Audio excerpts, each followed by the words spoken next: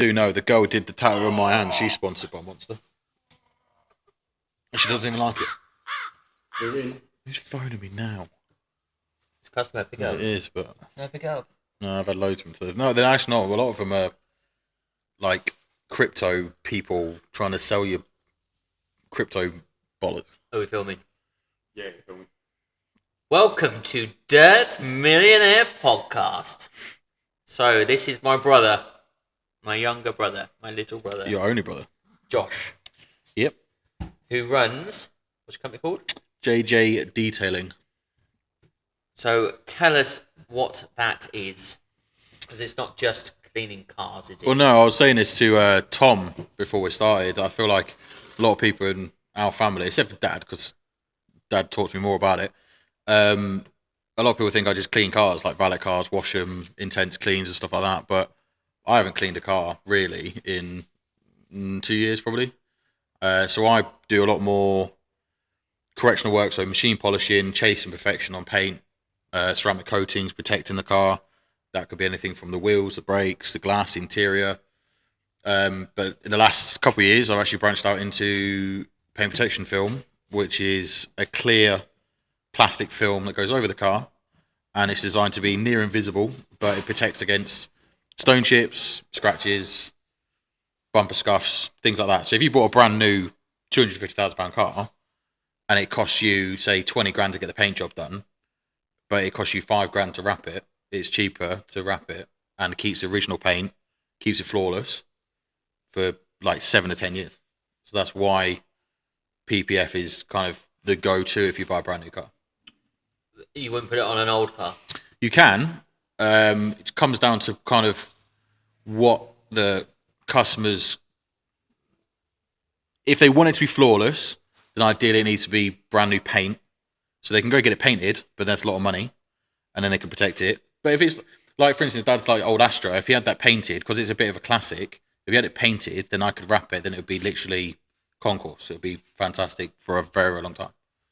But the older the car, you end up having defects and scratches and stuff that you can't really repair without having it painted. And then it's almost like just putting a sticker on a used goods thing.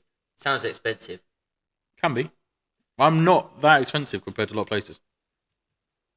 Well, don't talk about competition. We don't want to know about them. Well, no, but you got to always. But it must be a certain caliber of customer. Yeah. That is, Chelsea's not bringing a Citroen. No. To wrap. Yeah, I mean, there's obviously a value. If you own a 5 grand car and it's going to cost you say 5,000 to wrap it, then there's no benefit in it really. No. So, but if you've got a... What would you say is like an average... Average car, I reckon average cars are kind of like your higher end BMWs, your higher end Mercedes, few lower end supercars, because the problem with top end supercars, they almost automatically get bought into by massive big companies. So the customer doesn't even have a choice. So the customer have it done before they even buy it. And the dealer will have contracts with all these big multi-million pound companies that have 40 members of staff to do it. So if you're spending... Well, I quoted a guy, an old customer of mine the other day. He's gone and bought brand new Porsche GT3 RS, so it's roughly 250 grand to buy.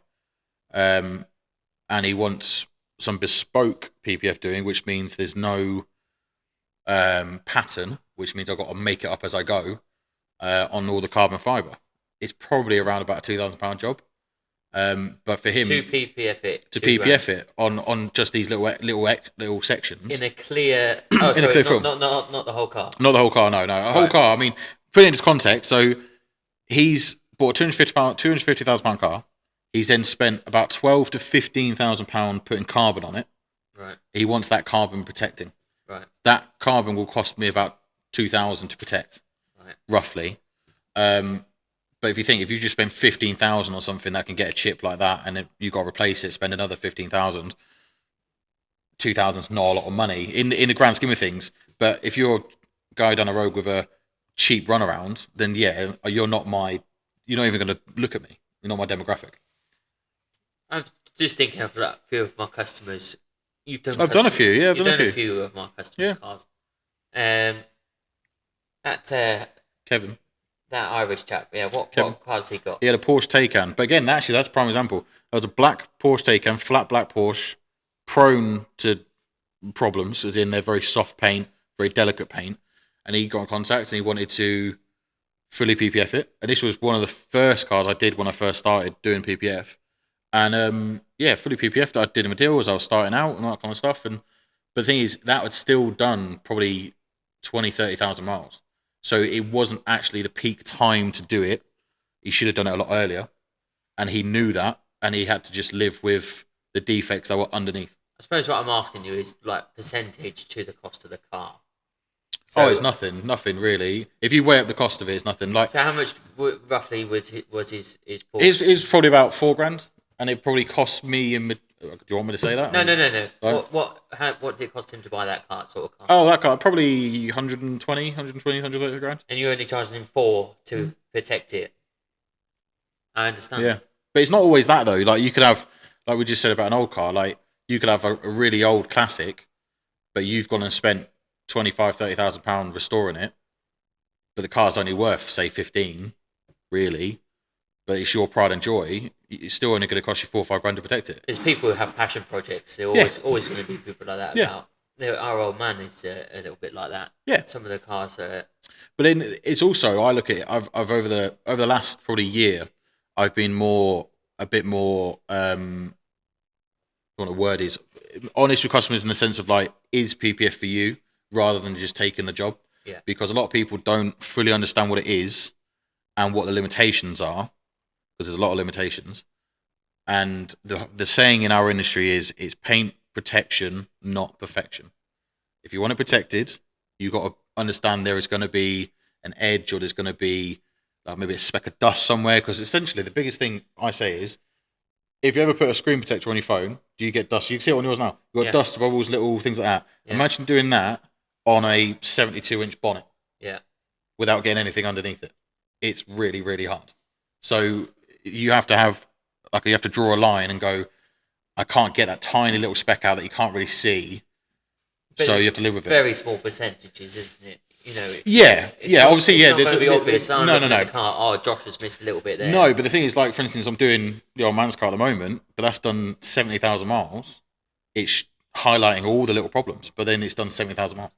So that's why you want to do it from He's not expecting it to be perfect. No, his thing is more, he just wants it to be all done and dusted, one thing, and it's done. So talk to me about that. He's changed the colour as well. Yeah, so in the last, it's still quite new. A lot of manufacturers have started branching out into colour change PPF. So the old school days of colour change. What colour was his BMW? So his car was grey, typical BMW mineral grey. What car is it? It's a BMW 235. It's quite a desirable little car, quite a nice little car. And he doesn't really want to get rid of it. He quite enjoys it. But colour change has been on the horizon for the last 2 years. It's really kind of ramped up. Very big in America. He is changing his... Yeah, so he's changing the colour of his car. His grey BMW... Yeah, it's called liquid metal red, but it's like a funky red. To funky red, yeah. But in the PPF, material. Yeah.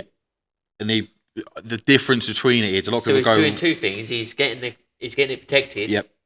So it lasts longer. Yep. And I suppose if they went to insurances...